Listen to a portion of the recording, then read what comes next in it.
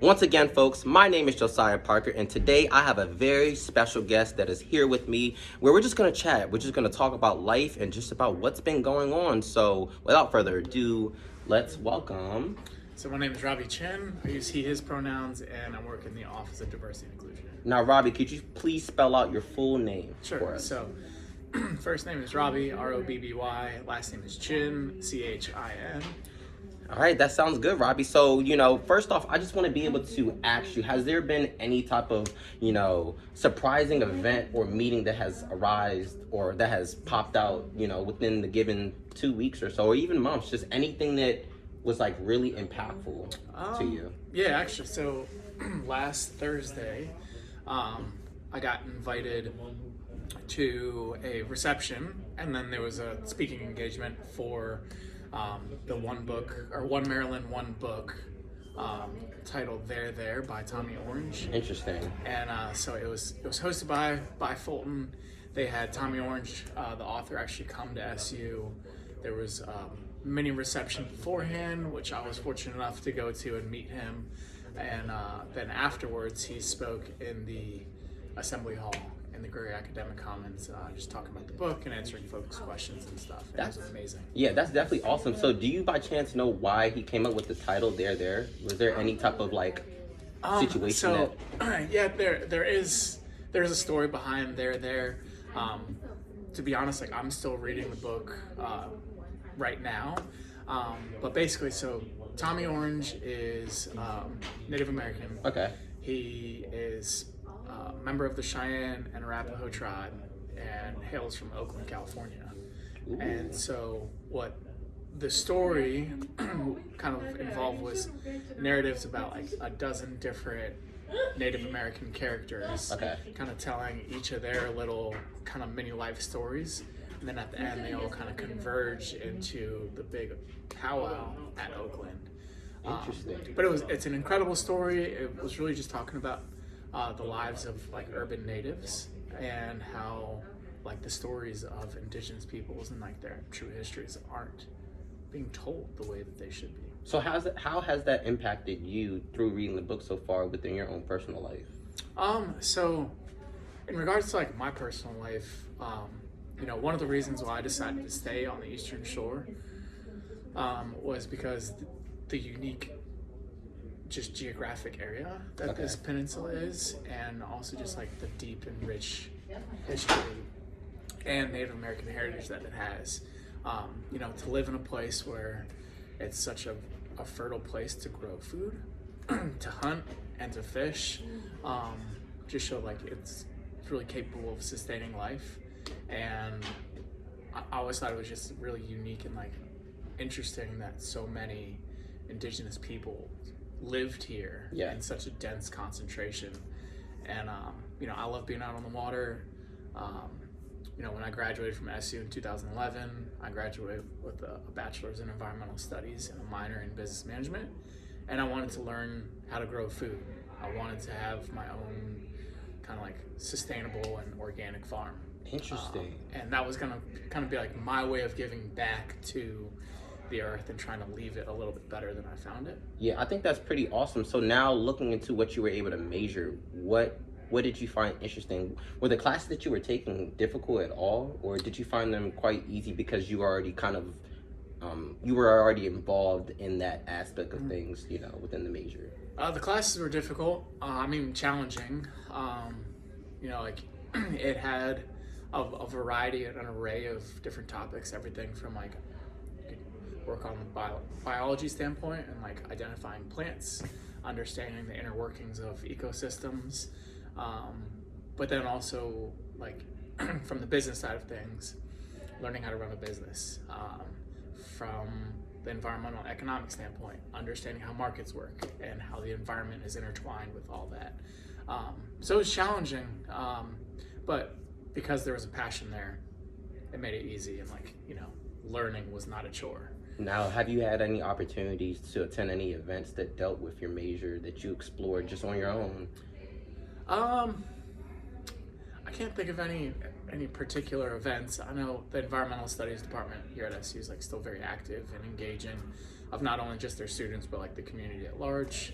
And for me personally, like I just like to get out on the water as much as I can.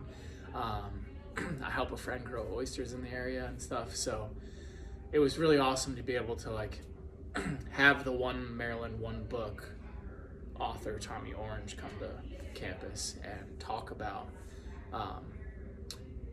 basically the importance of why these stories of like indigenous peoples and like urban natives still need to be told. Yeah. It's not, you know, some people think it's about like, you know, giving them their land back. Well, the quote, like the story that he's telling is, look, these folks are still out and about in the community. Yeah. More prevalent than most would think, Yeah. even though history doesn't necessarily give them the credit or the accolades that they really deserve. And that because they live in urban settings doesn't mean that they're any less Native American than before, historically speaking. Interesting. So do you know if he has written any other books that are similar to the book? So at the talk, he actually said that he has plans on releasing another novel, kind of acting as like a prequel and sequel to his initial book, There. And so with the book There, are there any ways that these books can be incorporated within classrooms or even within the library here at SU? Oh, definitely. I think from a lot of different angles, it can be used. I know there are some professors in history that could benefit from using it, connecting like, you know, the history of the past to how that now intertwines with like just current life. Yeah. I know that there are some English professors that have used it in some of their teachings and stuff too.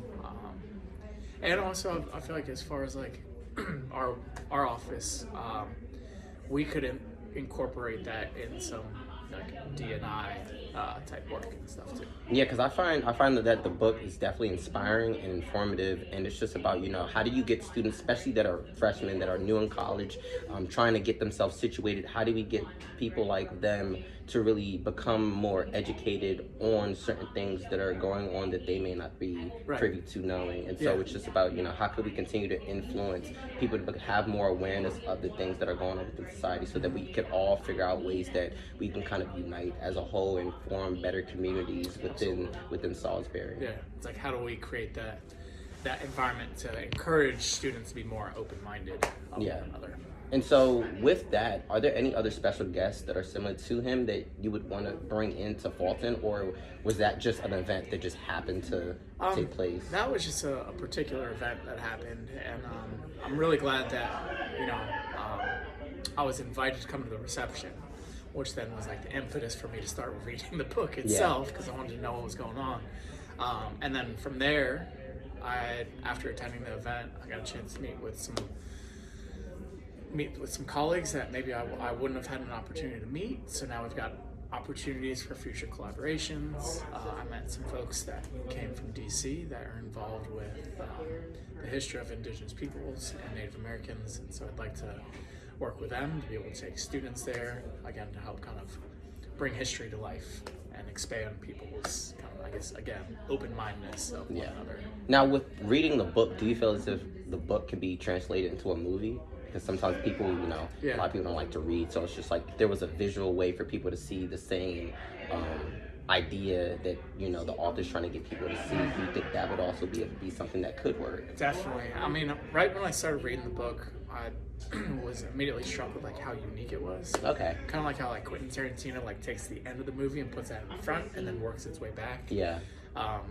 Tommy Orange ended up taking all of the different characters, telling each of their stories as they were happening simultaneously at one time, and then at the end kind of wove it all together as they came to this powwow. And I thought that would be a really dynamic, really interesting way to show it as a film as well. Well, I think that's very amazing. I think if more students are able to gain access to this book, it opens our eyes up to more possibilities, ways that we could be more engaged within different communities, and just ways that we could just love one another as a whole. Because I think what I'm also just getting without even reading it, it's just there's a gap that needs to be filled, and that gap is dealing with ways that we could really find ways of finding similarities of just being human and understanding different human experiences that we all go through. And the more that we could be more open-minded to different cultures, that gives us more opportunities to just accept people for being people, understanding how cultures are being derived, and understanding how we can continue to help them grow and help them be heard. Because I think a lot of times a lot of cultures are being diminished, and it's up to us to take on the responsibility to make sure that we're still bringing change and bringing things forward to make sure that other people are aware of these things as well. I couldn't agree more. Exactly. Well, Robbie, it was a pleasure having you in this interview. Thank you so much, and I'm just grateful for you being able to do this with me. Yeah, likewise. This is awesome. Thank you so much, man. All right, take care, y'all.